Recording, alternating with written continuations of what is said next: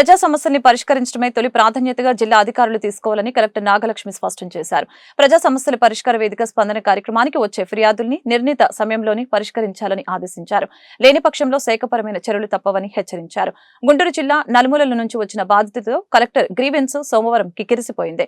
తమ సమస్యల్ని పరిష్కరించాలంటూ బాధితులు జిల్లా కలెక్టర్ నాగలక్ష్మికి మొరపెట్టుకున్నారు. ఆయా సమస్యల్ని తక్షణమే పరిష్కరించాలని సంబంధిత అధికారుల్ని ఆమె ఆదేశించారు. ఈ సందర్భంగా గుంటూరు రూరల్ గ్రామమైన లాలుపురం సమీపంలోని శ్రామిక నగర్ లో 12 సంవత్సరాలుగా నివాసం ఉంటున్న ప్రజలకి మౌలిక వసతులతో పాటు కనీస సౌకర్యాలు కల్పించాలని సిపిఐ ఎంఎల్ డిమాండ్ చేసింది. ఈ దిశగా చర్యలు తీసుకోవాలని జిల్లా కలెక్టర్ కి విజ్ఞప్తి చేసింది. నివాసం ఉంటున్న ప్రతి ఒక్కరికి పట్టాలు శ్రామిక నగర్ లో నివాసం ఉంటున్న ప్రతి ఒక్కరికి పట్టాలు కల్పించాలి. రోడ్డు సౌకర్యం కల్పించాలి. శ్రామిక నగర్కి నీటి సౌకర్యం కల్పించాలి. శ్రామిక నగర్ డ్రైనేజ్ సౌకర్యం.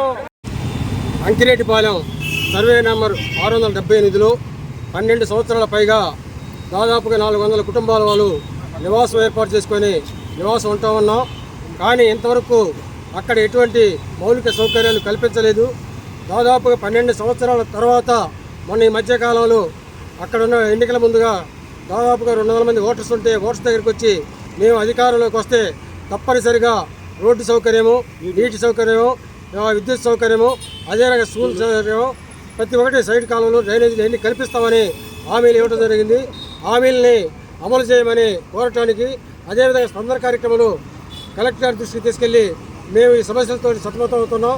ఈ సమస్యలను తక్షణమే పరిష్కరించాలని ఆశిస్తూ ఇక్కడికి వచ్చాం.